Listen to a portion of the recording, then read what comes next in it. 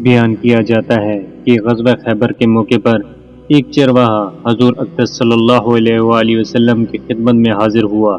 وہ چرواہا یہودیوں کی بکریاں چرایا کرتا تھا۔ جب دیکھا کہ خیبر سے باہر مسلمانوں کا لشکر پڑاؤ ڈالے ہوئے ہیں، اس کے دل میں خیال آیا کہ میں جا کر ان سے ملاقات کروں اور دیکھوں کہ یہ مسلمان کیا کہتے ہیں اور کیا کرتے ہیں۔ چنانچہ بکریاں چراتا ہوا مسلمانوں کے لشکر میں پہنچ گیا اور ان سے پوچھا، تمہارا سردار کہاں ہے؟ صحابہ کرام نے بتایا کہ ہمارے سردار حضور صلی اللہ علیہ وآلہ وسلم اس خیمے کے اندر ہیں۔ پہلے تو اس چرواہے کو ان کی باتوں پر یقین نہیں آیا۔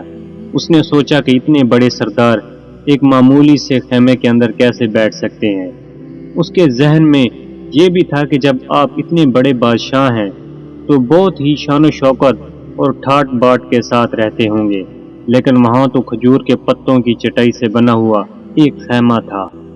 خیر وہ چرواہا اس خیمے کے اندر آپ صلی اللہ علیہ وآلہ وسلم سے ملاقات کے لیے داخل ہوا اور آپ سے ملاقات کی اور پوچھا کہ آپ کیا پیغام لے کر آئے ہیں اور کس بات کی دعوت دیتے ہیں۔ حضور اقدس صلی اللہ علیہ وآلہ وسلم نے اس کے سامنے اسلام اور ایمان کی دعوت رکھی اور اسلام کا پیغام دیا۔ اس نے پوچھا کہ اگر میں اسلام کی دعوت قبول کر لوں تو میرا کیا انجام ہوگا اور کیا رتبہ ہوگا؟ حضور اقدس صلی اللہ علیہ وآلہ وسلم نے ارشاد فرمایا کہ اسلام لانے کے بعد تم ہمارے بھائی بن جاؤ گے اور ہم تمہیں گلے سے لگائیں گے۔ اس چرواہے نے کہا کہ آپ مجھ سے مذاق کر رہے ہیں، میں کہاں اور آپ کہاں؟ میں ایک معمولی سا چرواہا ہوں اور میں ایک سیاہ فام انسان ہوں، میرے بدن سے بدبو آ رہی ہے، ایسی حالت میں آپ مجھے کیسے گلے سے لگا سکتے ہیں؟ حضور اقدس صلی اللہ علیہ وآلہ وسلم نے فرمایا کہ ہم تمہیں ضرور گلے سے لگائیں گے اور تمہارے جسم کی سیاہی کو اللہ تعالیٰ مٹا دے گا اور اللہ تعالیٰ تمہارے جسم سے اٹھنے والی بدبو کو خوشبو سے تبدیل کر دیں گے۔ یہ بات سن کر وہ فوراً مسلمان ہو گیا اور کلمہ شہادت پڑھ لیا۔ پھر حضور اقدس صلی اللہ علیہ وآلہ وسلم سے پوچھا کہ یا رسول اللہ صلی اللہ علیہ وآلہ وسلم میں کیا کروں؟ آپ صلی اللہ علیہ وآلہ وسلم نے فرمایا کہ تم ایسے وقت پر ایمان لائے ہو کہ نہ تو اس وقت کسی نماز کا وقت ہے کہ تم سے نماز پڑھاؤں اور نہ ہی روزے کا زمانہ ہے کہ تم سے روزہ رکھواؤں۔ زکوٰۃ تم پر فرض نہیں، اس وقت تو صرف ایک ہی عبادت ہو رہی ہے جو تلواروں کی چھاؤں میں انجام دی جاتی ہے، وہ ہے جہاد فی سبیل اللہ۔ اس چرواہے نے کہا یا رسول اللہ صلی اللہ علیہ وآلہ وسلم میں اس جہاد میں شامل ہو جاتا ہوں، لیکن جو شخص جہاد میں ہوتا ہے اس کے لیے دو میں سے ایک صورت ہوتی ہے، یا غازی یا شہید۔ تو اگر میں اس جہاد میں شہید ہو جاؤں تو آپ میری کوئی ضمانت لیجئے۔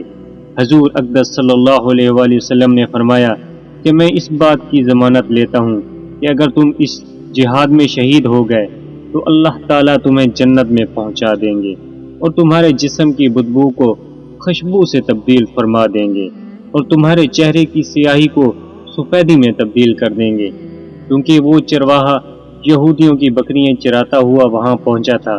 اس لیے حضور اقدس صلی اللہ علیہ وآلہ وسلم نے فرمایا کہ تم یہودیوں کی جو بکریاں لے کر آئے ہو ان کو جا کر واپس کرو، اس لیے کہ یہ بکریاں تمہارے پاس امانت ہیں۔